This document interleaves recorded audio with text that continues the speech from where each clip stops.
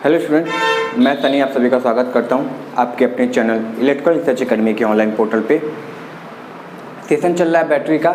आज बैटरी में हम लोग क्या देखेंगे कि बैटरी यानी लेड एसिड सेल और जो एल्केलाइन सेल होता है, ठीक है, इन दोनों में खास अंतर क्या होता है। यानी लेड एसिड सेल एक होता है और एक एल्केलाइन सेल होता है, इन दोनों में क्या खास अंतर होता है। और जो चार्ट बनवाएंगे ना, तुम देखना, तुमको लगेगा कि सर इस चार्ट में से मैक्सिमम सवाल बैटरी के क्वेश्चन पूछे जाते हैं, ठीक है। तो वो चार्ट ध्यान से देखना। मगर एक छोटा सा टॉपिक छूट गया था कि बैटरी की मैक्सिमम दक्षता,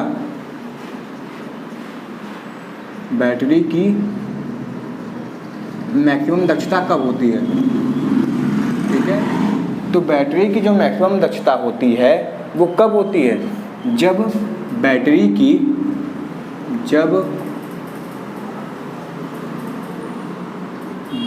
की आंतरिक प्रतिरोध मतलब RI लिख दे रहे हैं, ठीक है, किसके बराबर हो जाए, बैटरी की लोड प्रतिरोध के बराबर हो जाए, ठीक है। जब बैटरी की आंतरिक प्रतिरोध यानी RI मतलब लिख देते हैं इंटरनल रेसिस्टेंस, और RL मतलब लोड रेसिस्टेंस। जब ये दोनों आपस में बराबर हो जाते हैं तो उस समय बैटरी अपनी अधिकतम दक्षता या फिर एक कह सकते हैं कि अपनी अधिकतम पावर सप्लाई देती है, अपनी अधिकतम कैपेसिटी पे, क्षमता पे चलती है। अच्छा, अधिकतम क्षमता का मतलब कभी भी ये 100% नहीं होता है। उसका मतलब ये होता है कि अगर उस बैटरी की दक्षता 85% है तो पूर्णतः 85% पे चलेगी, ठीक है। उसके कहने का मतलब ये होता है RI बराबर RL। तो देखो, मान लो हमारे पास दो प्रतिरोध हैं, ऐसे करके देख लेना, समझ में आ जाएगा। मान लो दो प्रतिरोध है, इसका आंतरिक प्रतिरोध R है, इसका आंतरिक प्रतिरोध R है, इसका E है वोल्टेज, और यहाँ पे हम क्या लगा दिए, दो R लगा दिए, दो लोड लगा दिए। तो अब हम कह सकते हैं कि जो लोड प्रतिरोध है वो कितना है। तो कहोगे सर जी लोड प्रतिरोध तो श्रेणी में जुड़े हुए हैं, ये कितने हो जाएंगे हमारे सर, 2R हो जाएंगे।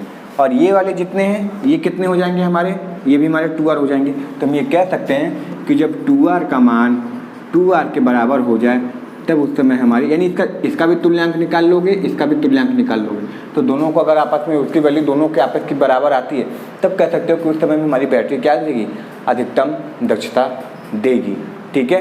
आई होप समझ में आ गया होगा, ठीक है।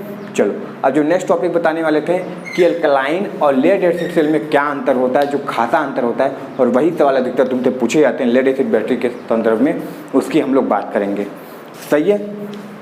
चलो, तो ध्यान से देखना, बहुत ज़्यादा इंपॉर्टेंट है वो दोनों का अंतर।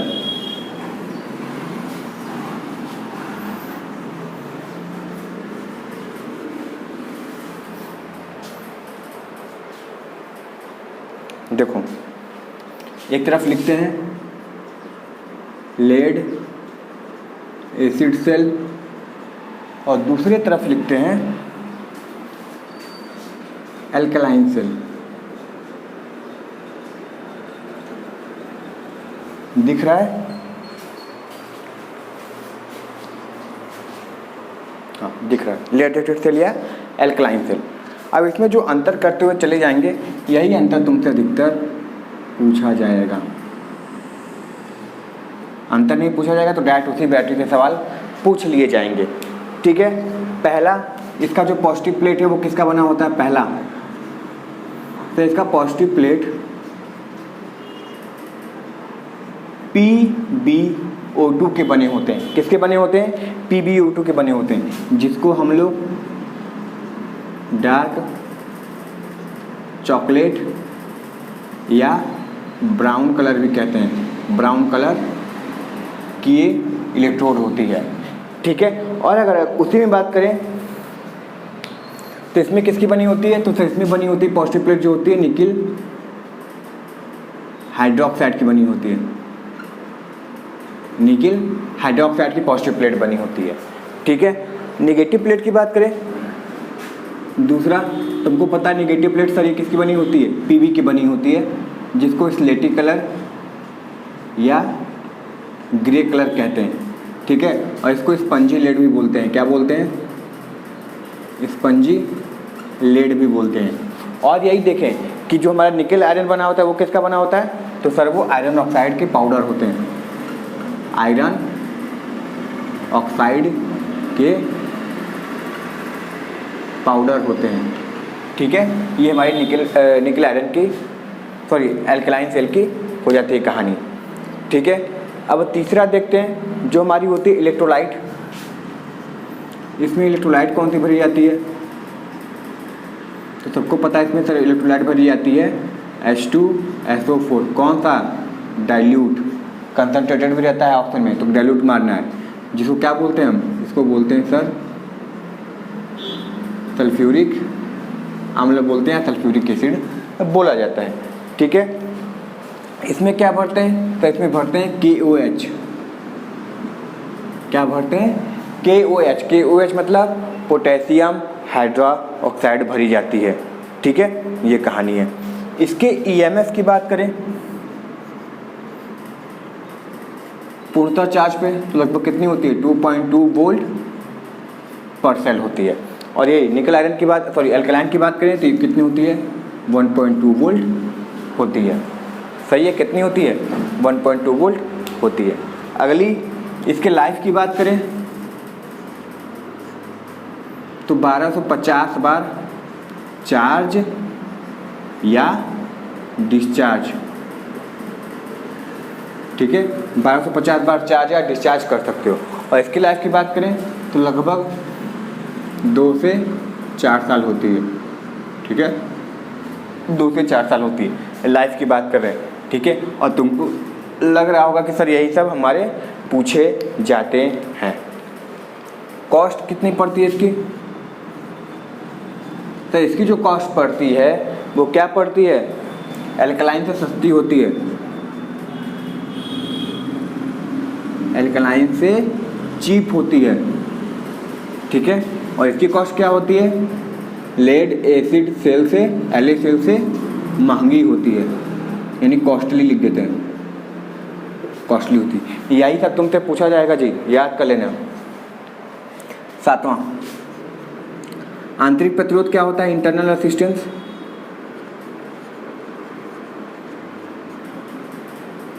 इसका इंटरनल रेजिस्टेंस क्या होता है? लो होता है, तो दक्षता भी अधिक हो जाएगी। और इसका इंटरनल रेजिस्टेंस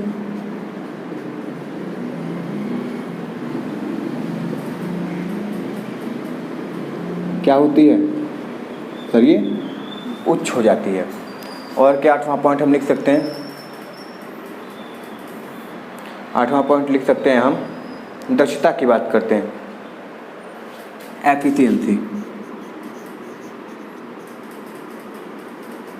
अच्छा, एफिशिएंसी मतलब एम्पियर आवर में भी देख सकते हैं, जो कि लगभग कितनी होती है? 80 से 90% होती है। और अगर यही वाट आवर में देखें तो हमारी कितनी हो जाती है? 75 से 80% हो जाती है। अब जैसा ऑप्शन में लिखे उस हिसाब से मार देना चाहिए। ठीक है, इसमें एम्पियर आवर में देखें तो लगभग होती है 80% और वाट आवर में देखें तो लगभग होती है 60% दक्षता। ठीक है, इसको याद रखना, परसेंट, ये परसेंट में है जी। ठीक है, इसको याद रखना। 9वां पॉइंट ट्रिकल चार्जिंग।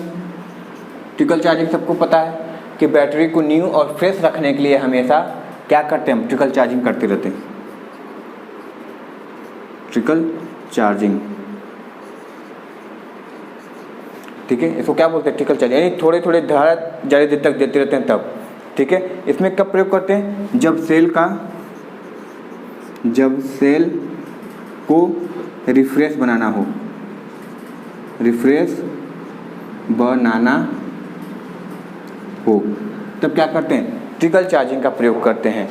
ठीक है, इसमें आवश्यकता नहीं पड़ती है, इसमें प्रयोग नहीं करते हैं ट्रिकल चार्जिंग का। तुम ट्रिकल चार्जिंग, बकलिंग, सल्फोनेशन, ये सब जो दिखता है सेडिमेंटेशन, दोस्त पढ़ते हो लेड एसिड सेल में ही पढ़ते हो और किसी में नहीं पढ़ते हो, इसका प्रयोग नहीं करते हैं। ठीक है, 9 हो गया। 10वां पॉइंट वेट की बात करें, यानी भार की। तो तुमको पता है जो लेड एसिड सेल होती है कितने लोग उठाते हैं मिलकर, तो ये क्या होती है? हमारी हैवी होती है ना। और जो हमारी ये वाली होती है कौन सी? एल्कलाइन, वो क्या होती है? लाइट होती है। लाइट मतलब हल्की, ठीक है, क्या होती है, हल्की होती है।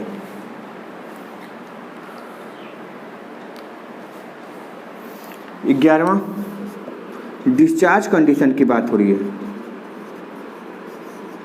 क्या इसको डिस्चार्ज छोड़ देना चाहिए? तो नहीं, नहीं छोड़ना चाहिए क्योंकि इसके कारण क्या होता है, सल्फेनेशन दोष होने लगता है, ठीक है, प्लेटों पे। तो कभी भी डिस्चार्ज ऑफ नहीं छोड़ना चाहिए। और इसमें छोड़ सकते हैं, कोई प्रॉब्लम नहीं है, छोड़ सकते हैं, सही है, कोई प्रॉब्लम नहीं है। और लास्ट पॉइंट हमारा ये है 12वां ये हमारा है, शॉर्ट सर्किट से क्या होता है। शॉर्ट सर्किट से तुमको पता है, जब प्लेट शॉर्ट सर्किट हो जाएगी तो बैटरी की कहानी ख़त्म।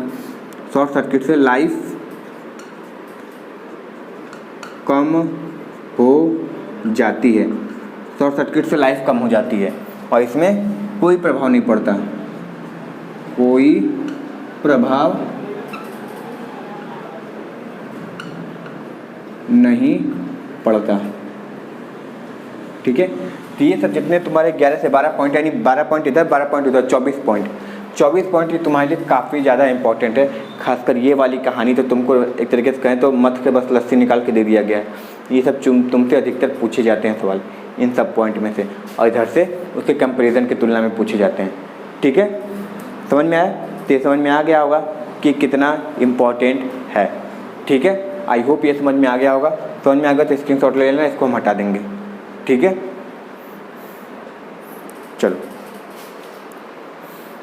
सही है, दिख रहा है ना? चलो, अब अगली कहानी है, कुछ चीज़ें हैं जो पूछी जाती हैं और बताते भी हो, किसी सेट में सही हो जाता है, किसी सेट में गलत हो जाता है। क्यों? क्योंकि कन्फ्यूजन बना रहता है, ठीक है। कभी दिमाग काम कर देता है तो सही मार देते हो, कभी दिमाग काम नहीं करता है तो गलत मार देते हो। इसको हटाते हैं, चलो।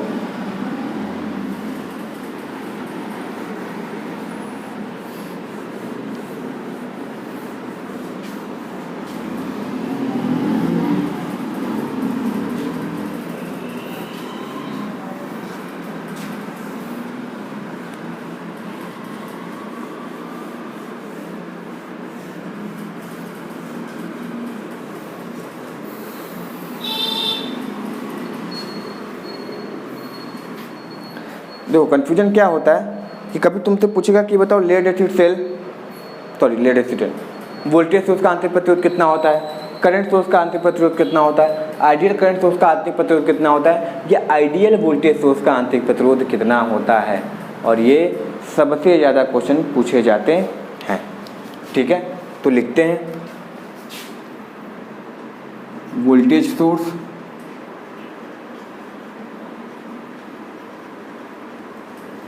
ठीक है, फिर करंट सोर्स यानी धारा स्रोत, आइडियल वोल्टेज सोर्स, और ये आइडियल करंट सोर्स, ठीक है। ये चार चीज़ें बहुत इंपॉर्टेंट है, बेसिक में भी करके पूछता है, ऐसे भी। तो हम जानते हैं कि वोल्टेज सोर्स का जो आंतरिक प्रतिरोध है वो कैसे लगा होता है, तो बोलोगे सर वो हमेशा स्रोत के साथ श्रेणी में लगे होते हैं। अगर ये वोल्टेज है तो इसका आंतरिक प्रतिरोध RI हमेशा श्रेणी में लगा होता है।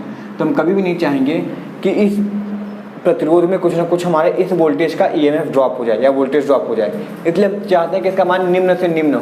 तो वोल्टेज सोर्स का क्या करेंगे, तो वोल्टेज सोर्स है तो इसका आंतरिक प्रतिरोध हम क्या चाहेंगे कि निम्न वैल्यू हो, लो वैल्यू रहे, ठीक है। ये कहानी याद रखना।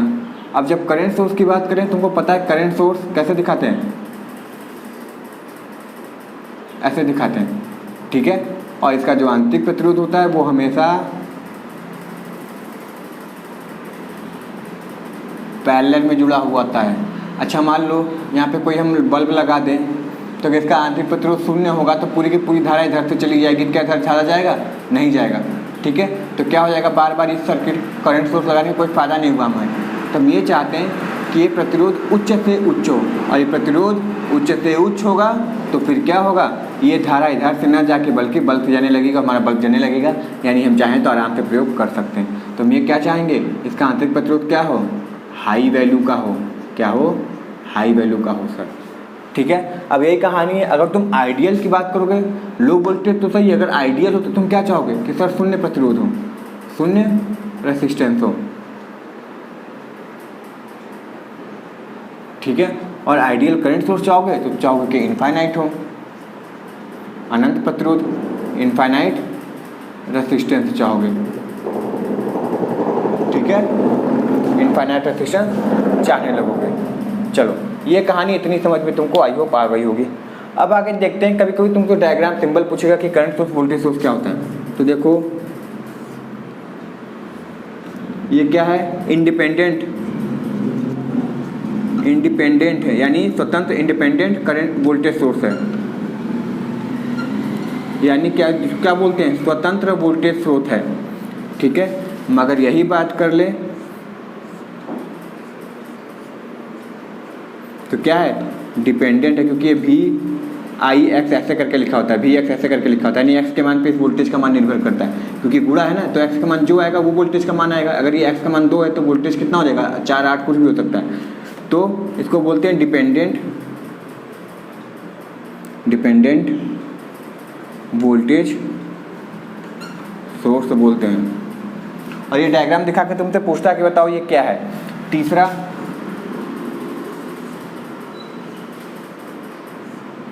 ये क्या है, तो ये बोलोगे सर इंडिपेंडेंट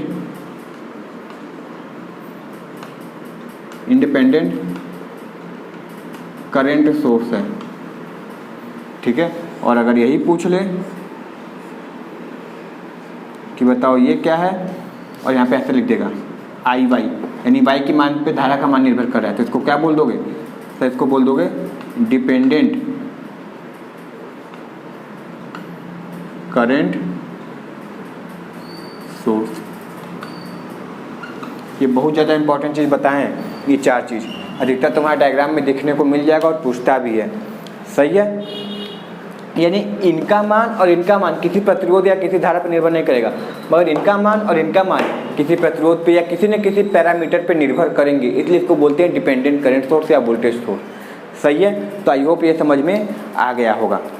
अब देखो, कुछ लॉसेज होती हैं, क्या होती हैं, कुछ एक तरीके से कहें तो क्षतियाँ हो गई, या फिर कुछ उपाय होता है, कुछ निवारण होता है, जिसको क्या बोलते हैं, जैसे ट्रिकल चार्जिंग हो गया, क्या होता है, बकलिंग क्या होता है, सल्फनेशन क्या होता है, पोलराइजेशन क्या होता है, इन सब सारी कहानी को हम यहाँ पे देखेंगे। ठीक है, 4-5 चीज़ें हैं, आराम से हो जाएगा। सही है,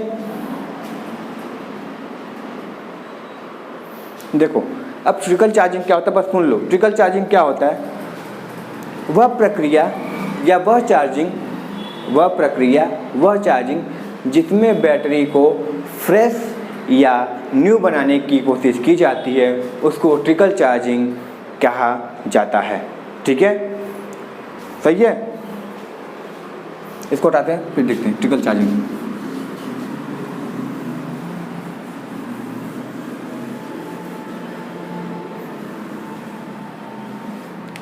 ट्रिकल चार्जिंग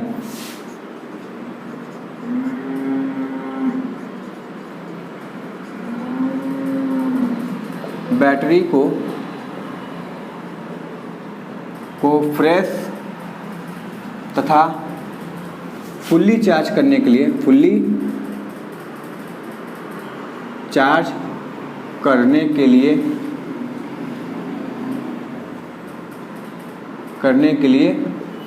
ट्रिकल चार्जिंग का प्रयोग किया जाता है। इसमें क्या होता है, अल्प मात्रा की धारा बहुत ज़्यादा समय तक दी जाती है, तो ये ट्रिकल चार्जिंग कहलाने लगती है। ठीक है, एक होता है पोलराइजेशन प्रक्रिया होती है। ठीक है, पोलराइजेशन प्रक्रिया होती है। तो देखो होता क्या है, जब बैटरी में हमको पता है इलेक्ट्रोलाइट होते हैं, ठीक है, जो पॉजिटिव नेगेटिव आयन का युग्मन होते हैं, तो पोलराइजेशन में क्या होता है, जिसको ध्रुवीकरण बोलते हो, पोलराइजेशन इसमें क्या होता है, जब इलेक्ट्रोलाइट के आयंस इलेक्ट्रोलाइट के आयंस पॉजिटिव तथा निगेटिव आयंस में टूटते हैं, क्या करते हैं, टूटते हैं,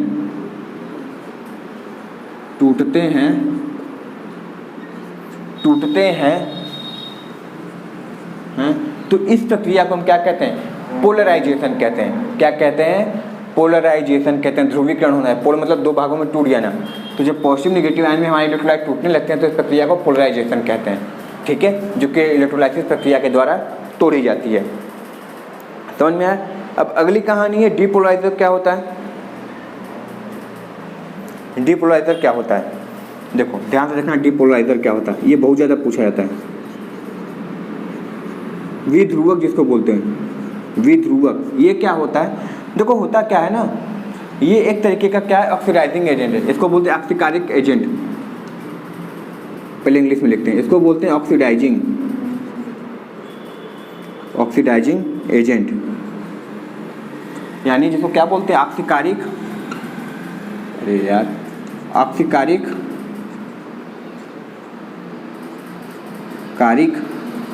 एजेंट। अब एजेंट है तो कुछ ना कुछ काम करेगा ही। देखो इसका काम केवल ये होता है ना, हमको पता है कि चार्जिंग के समय बैटरी से क्या निकलती है, हाइड्रोजन गैस। चार्जिंग के समय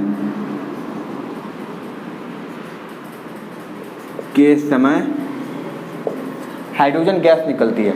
तो हाइड्रोजन गैस निकलती है तो क्या होता है, उससे इलेक्ट्रोलाइट की क्या होती है, जो स्तर है वो गिरता चला जाता है, ठीक है, चार्जिंग के समय। तो हम करते क्या हैं, जो हाइड्रोजन मिलता है ना, हाइड्रोजन, और ये ऑक्सीडाइजिंग एजेंट यानी ऑक्सीजन है, तो हाइड्रोजन और ऑक्सीजन मिला के हम क्या करते हैं, इसी डिपोलराइजर का प्रयोग करके हम क्या बना देते हैं, वाटर बना देते हैं, जिससे इलेक्ट्रोलाइट का स्तर वही बना रहता है, ज़्यादा प्रॉब्लम नहीं होती। कम होता है, ऐसा नहीं कि कम नहीं होता, होता है मगर पहले की तुलना में कम हो जाती है। तो हम क्या करते हैं, जो हाइड्रोजन गैस निकलती है चार्जिंग के समय, वो ऑक्सीकारिक एजेंट के साथ मिलकर फिर से पानी बना लेता है और वो बैटरी में सदैव रह जाता है। सही है। अब डिपोलराइजर पूछेगा कि लेड एसिड स्टेट में डिपोलराइजर का कौन सा प्रयोग करते हैं, तो सर डिपोलराइजर का नाम होता है, और ये बहुत ज़्यादा पूछा जाता है, मेट्रो में पूछा गया है DMRC। पोलराइजर जो होता है हम किसका प्रयोग करते हैं, तो इसको बोलते हैं MnO2, जिसको क्या बोलते हैं, मैग्नीज डाइऑक्साइड, ठीक है, क्या बोलते हैं, मैग्नीज डाइऑक्साइड बोलते हैं। बहुत ज़्यादा इंपॉर्टेंट है जी ये, ठीक है, इसको याद रखना। अब अगली चीज़ क्या आती है हमारी, अगली चीज़ आती है हमारी बकलिंग, कि बकलिंग क्या होता है। तो देखो बकलिंग कुछ और नहीं होता है, बकलिंग केवल ये कहानी होती है कि होता क्या है कि जब ज़्यादा देर तक डिस्चार्ज या चार्ज कर देते हैं, ठीक है, जब बैटरी को हाई करंट पे, बकलिंग बता रहे हैं, बकलिंग मतलब टेढ़ा होना। बकलिंग क्या होता है, हाई करंट पर बैटरी को चार्ज या डिस्चार्ज कर देते हैं, ठीक है, तो प्लेटों में एक प्रकार की ऐंठन आ जाती है। तो जो प्लेटों में एक प्रकार की ऐंठन आ जाती है उसी को हम क्या करते हैं, बकलिंग दोष कहते हैं। तो प्लेटों का हट जाना ही क्या कहलाती है, बकलिंग कहलाती है। और होता क्यों है, तो हाई करंट पे चार्ज या डिस्चार्ज कर देते हैं, इसलिए जनरली कितना होता है, 25 एम्पीयर से ज़्यादा पे हम क्या कर देते हैं, चार्ज कर देते हैं, और 6 एम्पीयर से ज़्यादा पे डिस्चार्ज कर देते हैं। ये प्रॉब्लम हो जाती है। यानी हम चाहते क्या है, 6 से 25 एम्पीयर के बीच में ही इसका खेला होता रहे, तभी नॉर्मल चलेगा। 25 एम्पीयर से ज़्यादा पे चार्ज करिए तब भी बकलिंग हो सकता है, और 6 एम्पीयर से ज़्यादा पे डिस्चार्ज करिए तब भी बकलिंग हो सकता है, ठीक है। समझ में आया। तो 6 एम्पीयर से ज़्यादा पे चार्ज नहीं करना चाहिए, और 25 एम्पीयर से ज़्यादा पे डिस्चार्ज, सॉरी ये उल्टा हो गया ना, डिस्चार्ज और ये क्या होता है, चार्ज। 6 एम्पीयर से ज़्यादा पे चार्ज और 25 एम्पीयर से ज़्यादा पे डिस्चार्ज नहीं करना चाहिए। अगर करोगे तो प्रॉब्लम हो जाएगी, ठीक है। अब अगली कहानी क्या होती है, जिसको बोलते हैं सल्फेशन। सल्फेशन क्या होता है, देखो बैटरी क्या होती है, कभी कभी तुम देखे होगे जब बैटरी ज़्यादा दिनों तक रखी रह जाती है बिना चार्ज के, तो होता क्या है, उसके इलेक्ट्रोड पे जहाँ पे पॉजिटिव नेगेटिव निकला रहता है, वहाँ पे एक हरे कलर के कड़ा पदार्थ जमा हो जाता है। तो जो कड़ा पदार्थ जमा हो जाता है, वो जो दोष उत्पन्न हुआ उसी दोष को क्या बोलते हैं, सल्फेशन, ठीक है। जो सल्फेट की बनी होती है, हरे हरे रंग की दिखती है, हरे नीले रंग की दिखती है, वही हमारी क्या होती है, सल्फेशन दोष होती है, ठीक है। तो इसीलिए क्या करते हैं, और ये जो होता है वो किसका होता है, लेड सल्फेट। ये जो सल्फेशन दोष में जो कड़ा कड़ा पेस्ट जमा होता है वो किसका होता है, सर वो होता है लेड सल्फेट होता है। ठीक है, क्या होता है? लेड सल्फेट का ये पूछा जाता है। लेड सल्फेट जमा रहता है। ठीक है, जिसको क्या करते हैं फिर बाद में चार्जिंग या डिस्चार्जिंग करने में, सॉरी डिस्चार्जिंग बोल रहे हैं, चार्जिंग करने में कठिनाई आती है, तो फिर तो उसको बढ़िया से छोड़ा के बालू कागज वगज मार के नॉर्मल करते हैं उसको। सही है, ये कहानी है। सेडिमेंटेशन जानते ही क्या होता है? जब प्लेट झड़ झड़ के तली में जमा होने लगते हैं तो उसको क्या बोलते हैं? सेडिमेंटेशन होने लगते हैं। ठीक है, झड़ता क्या है हमारा? तो झड़ता हमारा लेड है। क्या झड़ता है? हमारी लेड झड़ने लगती है। ठीक है, जो एसिड सेल में जो प्लेट बनी होती है वो लेड झड़ने लगती है, यानी वो होती किसकी है? सेडिमेंटेशन लिख दे रहे हैं यहाँ पे। जो सेडिमेंटेशन में जो पेस्ट झड़ता है उसको बोलते क्या है? सेडिमेंटेशन। वो जो झड़ता है जिस दोस्त में जो झड़ता है उसको क्या बोलते हैं? Pb3O4। हमारी यही चीज़ झड़ने लगती है। यही चीज़ जब झड़ने लगती है तो प्लेट हल्का हो जाता है या फिर डैमेज भी हो जाता है, तो इसको बोलते हैं सेडिमेंटेशन। ठीक है, तो ये सब सारी हमारी कहानी थी बैटरी से रिलेटेड। आई होप ये समझ में आ गया होगा ये क्या कहना चाह रहे हैं हम। ठीक है, तो कल नेक्स्ट वीडियो में देखेंगे कि इसका EMF फुल चार्ज डिस्चार्ज की कंडीशन क्या क्या होती है। ठीक है, स्पेसिफिक ग्रेविटी कितनी है। तब तक के लिए बाबू चैनल सब्सक्राइब कर दो। चैनल बल्कि हमारे घट गए यार, 290-95 करीब थे तो अब 288 हो गए। ठीक है, तो ऐसा मत करो प्लीज़। ठीक है, मिलते हैं नेक्स्ट वीडियो में, तब तक के लिए thank you very much and all the very best.